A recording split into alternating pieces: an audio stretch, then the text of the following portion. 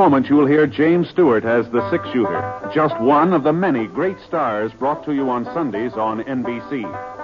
Every Sunday, hear Hume Cronin and Jessica Tandy in The Marriage, Sir Laurence Olivier on Theatre Royal, Lawrence Tibbett with the Golden Voices, Helen Hayes, Frederick March, Rex Harrison, and Lily Palmer on the NBC Star Playhouse.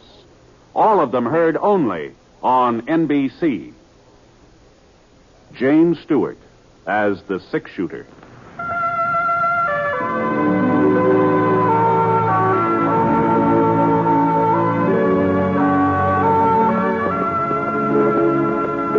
The man in the saddle is angular and long-legged. His skin is sun-dyed brown. The gun in his holster is gray steel and rainbow mother of pearl, its handle unmarked. People call them both the six-shooter. Coleman, America's leader in modern automatic home heating equipment, and the National Broadcasting Company present James Stewart as the six-shooter, a transcribed series of dramas based on the life of Britt Ponsett, the Texas plainsman who wandered through the Western Territories, leaving behind a trail of still-remembered legends. Now, in just a moment, immediately following this important announcement, you'll hear Act One of The Six-Shooter. The Red Cross trains millions of Americans each year in first aid, water safety, home nursing, and as volunteer nurses' aides. Volunteer nurses' aides assist professional nurses in hospitals and clinics. This help requires skill. It is through the Red Cross that you and your neighbor can get that skill, can get that training. Through the Red Cross, you can answer the call of your family and your community. Help make this training possible. Give through the American Red Cross Fund. Now, Act One of The Six-Shooter, starring James Stewart. The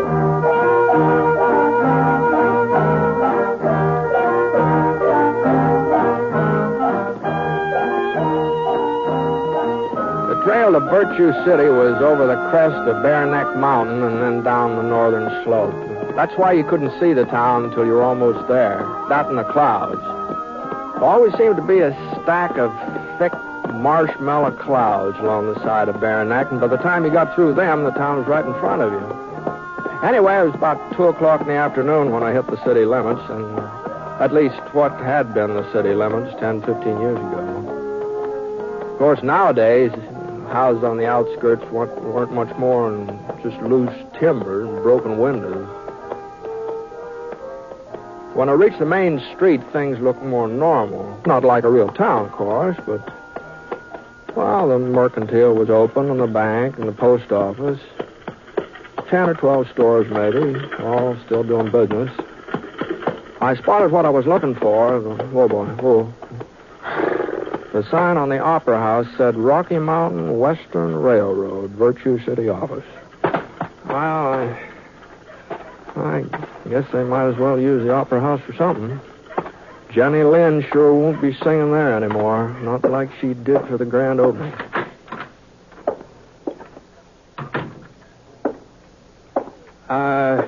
Howdy. Afternoon. Excuse me. Oh, sure. Mind handing me that box? That one there on the desk. Oh, this one, yeah. Yeah, I want to put these papers in it. Yeah, thanks. You're cleaning out the office, That's huh? right. I see. Yes. Moving to another place. Yeah. Well, I guess there's plenty of vacancies in Virtue City, isn't there? Yeah, there'll soon be one more. Oh, wait a minute. What? You leaving town? I sure am, mister. In 3 weeks. That's what I wasted here. 3 weeks. Well, I'm not wasting any more time. Tomorrow night, that's the deadline. Then I take the stage. Virtue City doesn't deserve a railroad, and they're not getting one. Well, what's on your mind? Well, under the circumstances, I'm not exactly sure. That's no surprise. Nobody's sure of anything around here. No, what I mean is I was figuring on signing up with the railroad. I've laid track before, and I thought that I heard the new line was going through Virtue City. You heard wrong, mister. Uh-huh. Well, I'm sorry to have troubled you. There's other folks who should be sorry. Gave me their word. Said they'd have the right of way free and clear. Ought to sue them. That's what we ought to do. Britt Ponsett. Over here in the courthouse. What? It's me, Doc Cross. What? Oh, hello, Doc. Come on in. I say come on in. Oh, well, sure. Doc? Second office, Brett, on your right. Oh, Say, I didn't know you were still living on a... What in the thunder are you doing in a wheelchair, Doc? Oh, I fell off my horse a couple of months ago. It was his fault, not mine. Oh, his fault. Oh, sure, yes. Did you break anything? Well, I ain't positive. I had to send for Doc Sampson over to Watsonville. He says I broke my leg. Old butcher. Don't think he'd know a broken leg from a floating kidney. If you ask me, he's keeping me off my feet so he'll get a crack at all my patients. Oh, well, Doc could do you good. Get a little rest. Maybe. Hey, sit down, Britt. Sit down. Thanks. Well, I was kind of surprised to see the courthouse still open. I thought they'd moved county seat over to Fort Gray. Politicians. Yeah, those people in Fort Gray bribed the legislature. That's what they did. But we'll get the county seat back again. Just you wait and see. Meantime, we're using the courthouse for a city hall. I guess we got just about the fanciest city hall west of Denver. Yeah, I wouldn't be surprised. I'm the mayor now, Britt. Oh, yes, wow. Sir. Good for you. What about you? What brought you to Virtue City after all this time? I hope you ain't just passing through. Well, I'm afraid so, Doc. I was aiming to sign up at the railroad, but since they ain't coming this way... Not coming this way, but who told you that? Well, that fellow over at the Opera House. Oh, that's Nelson. Thad Nelson. Don't pay no attention to him. Well, he works for the railroad, doesn't he? Well, yes, he does. But he ain't never wanted the line to go through Virtue City anyhow. He'd rather it went the way of Watsonville. If you ask me, Watsonville is paying him off. Oh? That's the reason he's been looking for an excuse to get out of our contract. He figures this trouble with Annie will let him off the hook. Annie? The Silver Annie. You remember her, Britt. Annie Huxley. Annie Huxley. Oh, sure. Well, I thought she'd moved away. No such luck. She's still sitting on the old Huxley mine like a hen hatching eggs. Only thing is, there ain't no eggs in that mine, not anymore. Well, what's she got to do with the railroad, though? Well, Britt, the route's been surveyed to go through her property. Town agreed to secure all the right-of-ways the railroad would need. We're willing to pay for them and a good price. But Annie's not satisfied with what you're offering. We don't know. She won't talk to us. Won't even let anybody near her shack. Oh. She just sits there day and night, right by the window with her shotgun poking out. Anybody comes on her land, she lets go. Oh. Got some fool notion there's still silver in that mine, and folks are trying to get it away from her. Well, I'm crazy. That's what she is, if you ask me. Oh, I wouldn't say that, Doc. Maybe Annie's living the past a little bit. She's got quite a past to live in, too, you know. Gee whiz, I remember about her wedding to Sin Huxley. About how he put down a street of silver dollars all around the church. You remember that? Yes, well, that's beside the point. I sent for Clyde Huxley. Clyde? Yeah, he's a relative of Sin's, a distant cousin or something like that, but a relative. We had to pay his fare all the way out from Chicago. Mm-hmm. He's seen Annie yet? That's where he is right now, and he'll straighten her out. You see, he's a lawyer, and he's not the kind to put up with any nonsense. So, well, Mr. Huxley, I didn't see you ride up, and I've been watching the street. I didn't ride. I walked. Oh, now, don't tell me that horse of mine threw you, too. I'm just didn't gonna throw me. Where will I find the chief of police? What? I'm charging that woman with attempted murder. Oh, you don't mean Annie. I certainly do mean Annie. She ought to be locked up. And if I've anything to do with it, she will be. Oh, then she wouldn't sign over the right-of-way, huh? Not even for you, her own kin. I didn't get a chance to discuss it. She shot at me, point blank.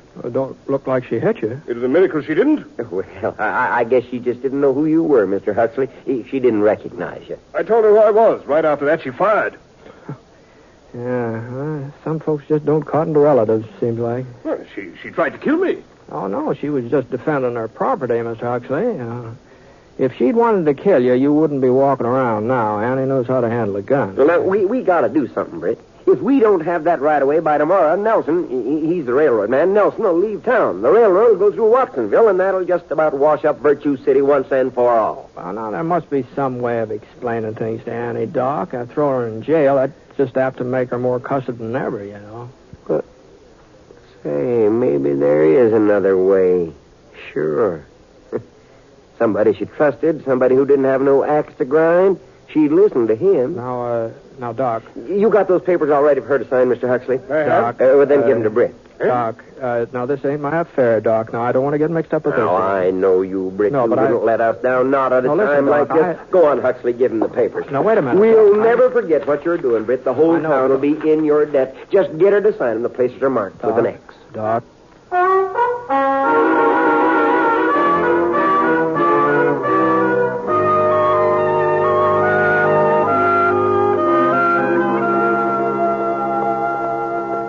Next thing I knew, I was riding up to the Huxley mine. Annie's shack was next to the main shaft, about 100 yards off the road. I slid down out of the saddle and tried the gate. Holy smokes. Padlock big enough to protect the Denver Mint was chained around the post. Well, I had nothing else to do but climb over the fence. Getting on toward dusk. Now, I didn't know whether to sneak up on Annie unawares or just walk up to the front door in plain sight and take my chances. While I was making up my mind, I flattened down behind a pile of wooden boxes. Wow.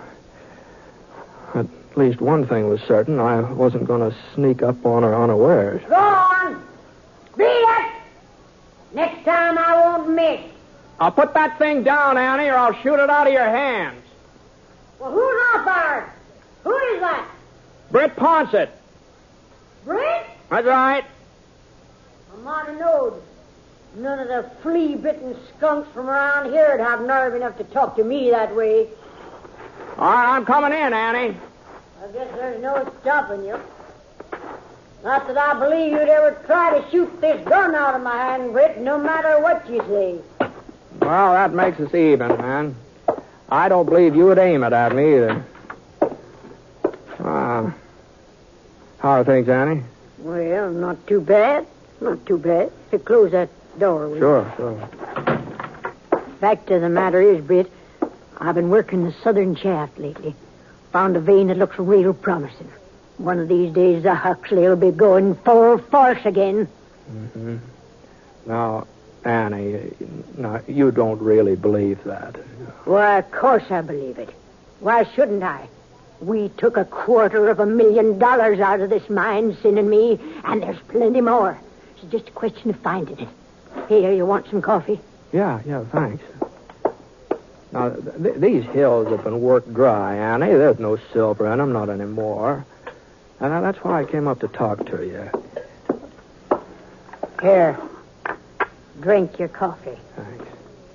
It's about the right of way for the railroad. You're just wasting your breath. No, but Doc Cross said you didn't know anything about the railroad, that nobody had been able to explain it to you. Oh, nobody had to explain it. There's nothing goes on in Virtue City that I don't get wind of. I ain't lived here 35 years for nothing. Doc says the town needs the railroad, needs it bad. Why, I got no objection to a railroad into Virtue City. Probably need it myself to haul the ore out when I strike a rich vein.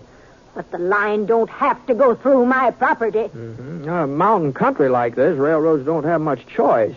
I asked Doc Cross. The only other route would cost a whole lot more money, more than the Rocky Mountain Western's willing to pay. Well, that ain't my problem. All I care about is the Huxley. And they not laying any tracks across it. All right, Annie. All right.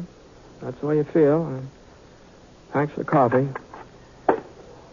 Oh, I guess maybe I ought to warn you. Your cousin's talking about putting you in jail. He ain't my cousin. He's Sin's, and Sin never had no use for him neither. Well, whoever he is, he's And as for putting me in jail, he'll have to find somebody to come out here and arrest me first. From what I've seen of him this afternoon, there ain't much chance. That's you, Hey! Give me that gun, Annie. Don't make no trouble. Oh, what's going on here, Huxley? I told you I was going to swear out a warrant for arrest. Thanks to you, the sheriff was able to serve it. Rick Ponsett! Oh, wait a minute. Of all the low-down means. Annie? Keeping me occupied so No, they no, could sneak in here. Why? Come on, Annie, let's go. Listen, Annie, I can swear to you I've that... done enough listening to you already. Take your hands off me, Sheriff. I ain't one of the girls from Crawford's saloon. I'm Silver Annie Huxley, and when I go to jail, I go under my own power.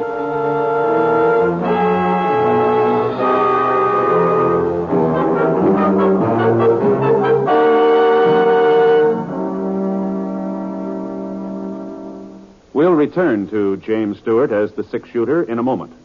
First, a word from Coleman, America's leader in modern automatic home heating equipment. When winter comes, does your house shrink like this? Well, I guess it's time to close off the 2 back rooms. There's just no way to heat them. Don't deprive yourself of valuable living space. Get a Coleman floor furnace or wall heater.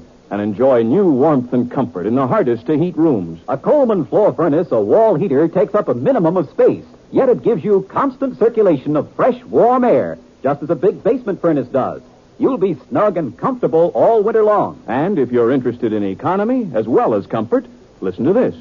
Coleman floor furnaces and wall heaters are low in price, low in operating cost, because Coleman gives you maximum heat from the fuel you use, either gas or LP gas.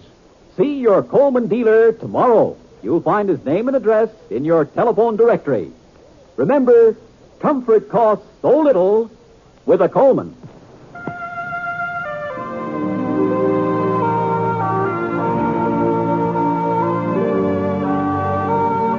Now, Act Two of The Six Shooter, starring James Stewart as Britt Fawcett.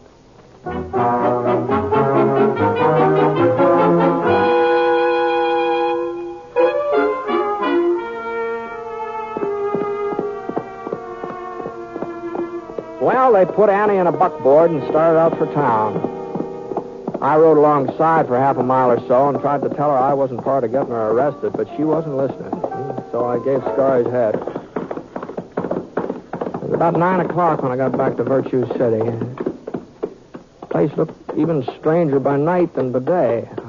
Just a light here and there where folks were living. And then whole blocks of darkness in between. Sort of like the candles on a cake when part of them had been blown out. I stopped off at the Mansion Hotel long enough to get me a room, then I headed over to Doc Cross's house. He was sitting in the living room eating a box of hard candy when I got there. Come on in, Britt. Come on in. How'd you make out? Get her to sign on the dotted line? No. Sorry to hear that. Oh, my gosh. I ought to know better than to eat this stuff with my teeth. Sure is good, though. Have a piece? No, thanks. Well, now, you mustn't feel too bad, Britt. I was afraid you wouldn't have much luck with her. So was Mr. Huxley. He went ahead and got that warrant drawn up. Yeah, I know. Uh-huh. Yeah. I was there when the sheriff arrested her. She thinks I was in cahoots with him and Huxley. Oh, well, now that's a shame. But don't you worry. I'll see she finds out the truth. No, I guess it served me right for getting mixed up in her affairs. No, you wasn't mixing, Britt. You was just doing us a favor, and we're all much obliged. Mm-hmm. You know, sending for Clyde Huxley was just about the smartest stunt I ever pulled. Maybe so, but you haven't got the right of way yet. We'll get it, Britt. We'll get it. Mm-hmm. Well, I don't think jailing is the answer. Besides, you'll have to turn her loose anyway. Huxley can't make that charge of attempted murder stake. No, he's not charging her with anything, Britt. What? It's just a question of whether she's got all her faculties or not. That's what the hearing will be about. You mean he's claiming she's crazy? Well, you said yourself she was peculiar. I said she lived in the past, that's all. Everybody's got something to remember, does that, more or less? Well, in her case, it's more, not less. Of course, it's up to Judge Drayton to decide. Well, hasn't there got to be medical testimony and a sanity hearing? Yeah. Huxley subpoenaed me this evening. Oh, doggone it, Doc. Now, this just isn't right. Huxley's her only relative. He looked up our state law. It says the nearest relative can demand a sanity hearing if there's sufficient cause. You take that mine away from her, you'll break her heart. Now, wait a minute, Britt. You said yourself this wasn't none of your business, that you were sorry you mixed into it. Sure, but it just looks like I got mixed up in it. All right, good night, Doc. I'll see you later. Now,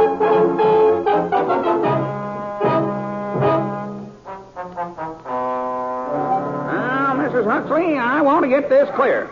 You admit firing a shotgun at various people who've approached your place of residence at various times. I've shot at people trying to get into the Huxley mine, if that's what you mean. That's right. Now, how often has this occurred? As often as they tried it. Yeah, now, order. Now, you come to order. It's a very serious matter. Now, let's see, oh, yes. Surely you must admit this behavior of yours isn't exactly normal? It's normal for me. Now, order. What I mean is the average person doesn't use firearms on harmless visitors. The average person don't own the Huxley mine. I do. Yeah. Your Honor. Go ahead, Mr. Huxley. This is the crux of my poor cousin's delusion. This feeling of hers that the Huxley mine is of some great value, that it still contains silver, when we all know that it's worthless. And just how do you know that? You've proved it to us. For 10 years you've lived there and searched the shafts every day. Have you found silver? Even a trace of it? No. I ain't. You see, Your Honor. If that makes me crazy, then Sin must have really been out of his head. He spent 12 years prospecting that mine before he made his first strike. I still got 2 years to go before I'll be even with him. Yes, but there was silver there then. There is now. Your Honor. I'm sorry, Mrs. Huxley, but after what Doc Cross said and then what you yourself say, well, I'm afraid that the law allows me no alternative but to... Excuse me, Your Honor. Now, see here. We're not going to have any more interruptions. Who is that man, Doc? Rip Ponson. Ponson, the six-shooter? Yes, but now don't you let him talk to you. Well, if there's something you wish to say, Mr. Ponson, this here court will be happy to hear you. Oh, thanks, Judge. I've been listening to this hearing, and like Mr. Huxley says, it all seems to hinge on whether or not there's any silver in the Huxley mine. What I mean is, if there was silver, then Annie's actions wouldn't seem so strange, would they? Well, no, I suppose not. She'd be protecting a valuable piece of land. But... Yeah, well, now, I think maybe you ought to see this report here.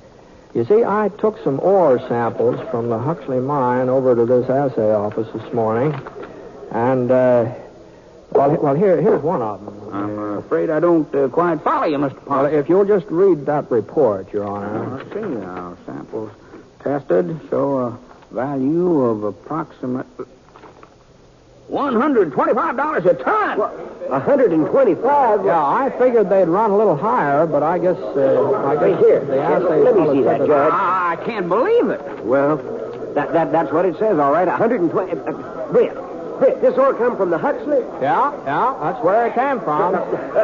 Listen, everybody. Everybody, Annie's found silver again. For all we know, the whole town's are sitting on it, just like in the old days. Silver! Yeah, but what about the railroad? You got a contract with my company. We don't need your railroad, Nelson. We've got silver. Please. Order. Now, I wouldn't be too hasty, Doc. Of course, there's no possibility of bringing the line through the Huxley now, I suppose. But there is that other route. It'd cost Mr. Nelson's company a little more money. That might be arranged. Of course, I'll have to check with the main office. Oh, you would? Oh, well, that seems a shame. Too bad you can't sort of make the decision right now on the spot, before another railroad hears about the silver and tries to beat you in here. Oh, no. On second thought, there really isn't any reason to delay the matter. If you'll just drop by my office, Dr. Cross, I'll send the contract and give the order to begin construction on the other route. I think Well, I guess that takes care of everything, except Annie and the sanity hearing. You were just about to hand down a ruling, Judge, weren't you? Now, you come to order. Well, there's no question about her sanity. And I'm surprised at you, Mr. Huxley, a lawyer of your standing, pressing a complaint like this. Why, Silver Annie Huxley is one of Virtue City's outstanding citizens. Always has been. Always will be. Court's adjourned.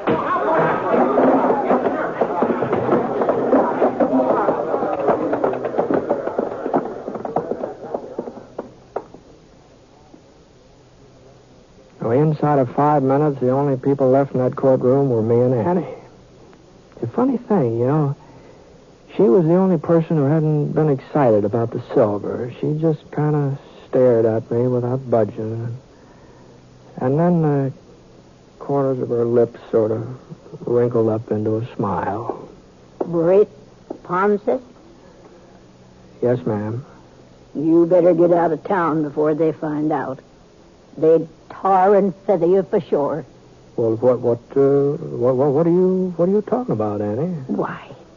You think I didn't recognize that piece of ore? I ought to. I've been looking at it for 30 years. Them samples have been sitting on my dresser ever since Sin found them in his first strike. No. You saw them last night. You knew they were souvenirs from the old days. Well, they could have been something that you dug up recently, couldn't they? I'm not saying you lied, Britt. All you told him was that the ore was from the Huxley. That's true enough. It's just a good thing they didn't ask you when. Yes, I guess it is. Yeah. Well, anybody can make a mistake, you know. You knew what you were doing. And you knew the railroad would be coming through the other route before they got wise. No, I wouldn't exactly say that, but under the circumstances, I kind of think maybe I'd better leave town. Don't you think that would be? So long, Annie. Wait a minute, Britt. I want to thank you.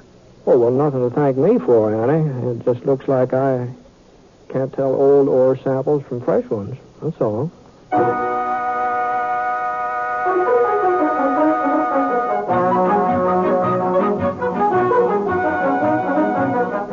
It was a month or two later before I heard about Virtue City again. Bumped into a fellow in Idaho Springs who was heading up that way. Said there'd been a big silver strike near the town. I tried to talk him out of going over there. I told him it's probably just a false alarm, but he wouldn't listen. He said there'd been a false strike 3 or 4 weeks ago, and everybody went out prospecting. And the first thing you knew, somebody found silver. The real thing. Fella had a newspaper from Virtue City to prove it. Editorial on the front page was by Doc Cross about moving the county seat back to where it belonged. Things sure have a funny way of working out, don't they?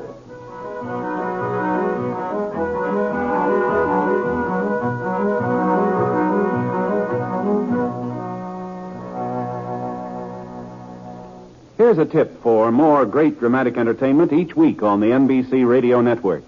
Direct from his great hit in From Here to Eternity comes a new dramatic Frank Sinatra to play the hard-hitting adventure role of Rocky Fortune every Tuesday evening.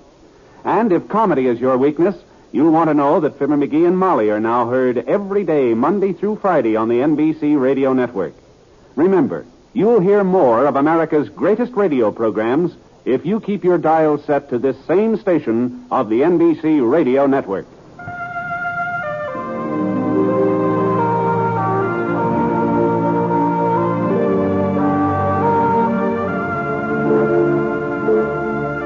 Coleman, America's leader in modern automatic home heating equipment, and the National Broadcasting Company have presented James Stewart as the six-shooter. Mr. Stewart may currently be seen in the Universal International picture Thunder Bay. Others in the cast were Jeanette Nolan, Dan O'Herlihy, Herb Vigran, Robert Griffin, and Parley Bear.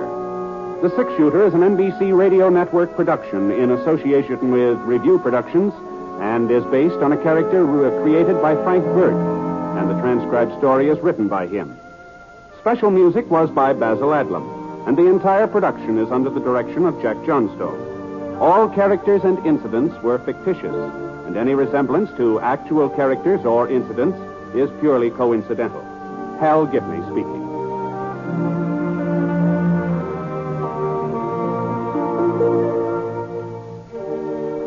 Listen to Last Man Out, next on the NBC Radio Network.